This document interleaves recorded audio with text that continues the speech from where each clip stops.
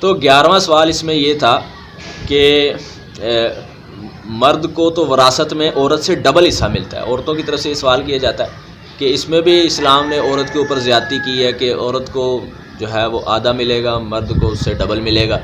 یعنی ایک شخص کی وراثت جب تقسیم ہوگی، ایک شخص کوئی فوت ہوا، اس کے بچوں میں جو اس کی وراثت تقسیم ہوگی وہ اس طرح ہوگی کہ بیٹے کو 2 حصے اور بیٹی کو 1 حصہ. تو عورتیں یہ اعتراض کرتی ہیں کہ اس میں کیا حکمت ہے جی کہ بیٹے کو ڈبل دے دیا اور بیٹی کو اس سے کم دیا. تو اس میں کیا، تو اس کی حکمت یہ ہے کہ عورت کے اوپر اللہ نے کسی قسم کی کوئی مالی ذمہ داری نہیں ڈالی، نہ نکاح کے موقع پر. نکاح کے موقع پر کوئی مالی ذمہ داری نہیں. نکاح کا خرچہ مرد کرے گا، گھر کے لیے سامان جو اکٹھا کرنا ہے، جو بیڈ فرنیچر اور جو الماری اور جو بھی چیزیں ہوتی ہیں وہ ساری اکٹھی کرنی ہے مرد نے اپنے مال سے. اور پھر اس طرح جو ہے وہ حق مہر کی رقم بھی عورت کو دی جا رہی ہے، عورت کا مال لگوایا نہیں جا رہا. اور ولیمے کا خرچہ بھی مرد کے اوپر ڈالا. سارے کے سارے خرچے اللہ نے مرد کے اوپر ڈالے ہیں، عورت کے اوپر کسی قسم کی کوئی مالی ذمہ داری نہیں ڈالی. اس لیے اس کی ایک حکمت تو یہ بھی ہے کہ عورت کو آدھا اس لیے دیا گیا مرد سے کہ اس کے اوپر مالی ذمہ داری کوئی نہیں، اور مرد کو ڈبل اس لیے دیا گیا کہ اس کے اوپر خرچے بہت زیادہ ہیں. لڑکے کو لڑکی سے ڈبل اس لیے دیا جاتا ہے کہ اس کے اوپر خرچے بہت، اس کا نکاح کا خرچہ، ولیمے کا خرچہ، حق مہر کا خرچہ، ساری زندگی عورت کا نفقہ مرد کے ذمے ہے. عورت کروڑوں روپے کماتی ہو، بیوی اگر کروڑوں روپے کماتی ہو، لیکن اس کے اوپر 1 روپیہ لگانا بھی اپنے شوہر پہ، بچوں پہ واجب نہیں ہے. واجب مرد کے اوپر ہی ہے کہ وہ اپنی بیوی کا خرچہ بھی خود پورا کرے، بچوں کا خرچہ، گھر کا خرچہ بھی خود پورا کرے. عورت 1 روپیہ بھی نہ لگائے. ہاں اپنی مرضی سے لگائے تو لگا سکتی ہے، لیکن اسلام نے اس کے اوپر کوئی مالی ذمہ داری نہیں ڈالی. وہ 1 روپیہ بھی نہیں خرچ کرتی، نہ کرے. تو اس میں جو عورت کو آدھا ملا ہے مرد سے، تو وہ آدھا بھی اس کا پورا ہی ہے، وہ سارا اس کا بچ گیا. اور مرد کو جو ڈبل دیا گیا تو وہ ڈبل دے کر اس سے خرچے بہت کروا لیے گئے. لڑکے کو جو وراثت میں ڈبل دیا گیا لڑکی سے، تو وہ ڈبل دے کر اس سے خرچے بہت کروائے گئے، تو اس کا ڈبل بھی سارا کا سارا خرچ ہو جاتا ہے. اور جو لڑکی کو آدھا ملا ہے لڑکے سے، تو اس کا آدھا بھی سارے کا سارا بچ جاتا ہے. وہ اس لیے کہ اس کے اوپر خرچہ کوئی نہیں، نہ نکاح کے موقع پر، نہ آگے جو ہے وہ بقیہ زندگی گزارا. اس کے سارے خرچے پہلے باپ کے ذمے تھے، اب اس کے شوہر کے ذمے ہیں.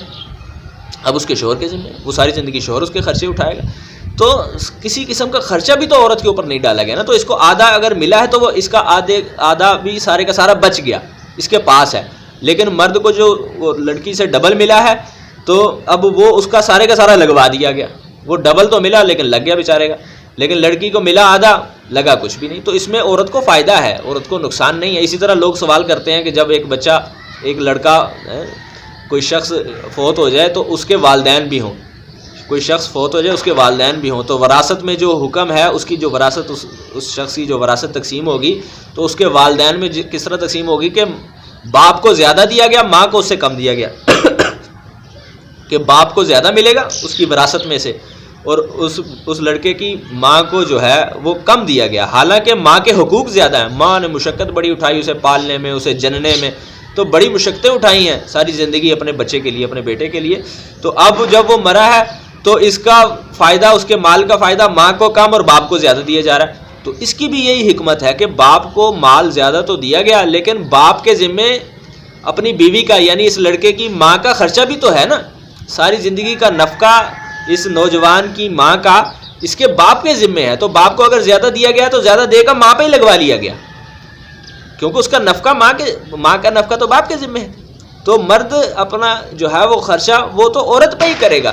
اس کو زیادہ تو دیا گیا لیکن سارا کا سارا خرچ کروا لیا گیا، اور عورت کے اوپر ہی خرچ کروایا گیا. اور عورت کو دیا تو کم گیا لیکن اس کا خرچہ نہیں بالکل بھی کروایا اسلام نے. وہ ہے تو اس کے پاس کم لیکن سارے کا سارا بچ گیا. تو عورت کو جو آدھا مل رہا ہے، جو کم مل رہا ہے، وہ سارا کا سارا بچ رہا ہے. اور مرد کو جو زیادہ مل رہا ہے، یہ جو ڈبل مل رہا ہے، وہ سارے کا سارا خرچ ہو رہا ہے. تو اس میں یہ اسلام کی بڑی بہترین حکمت ہے. مرد کو زیادہ دیا گیا لیکن اس کا خرچہ کروا لیا گیا، اور عورت کو کم دیا گیا لیکن اس کا خرچہ کوئی نہیں کروایا گیا، وہ سارے کا سارا بچ گیا. اس میں عورتوں کے ساتھ کوئی زیادتی نہیں ہے کسی قسم کی، کیونکہ ان کے اوپر خرچے ہی نہیں ہے، ان کے اوپر کوئی مالی ذمہ داری نہیں ہے.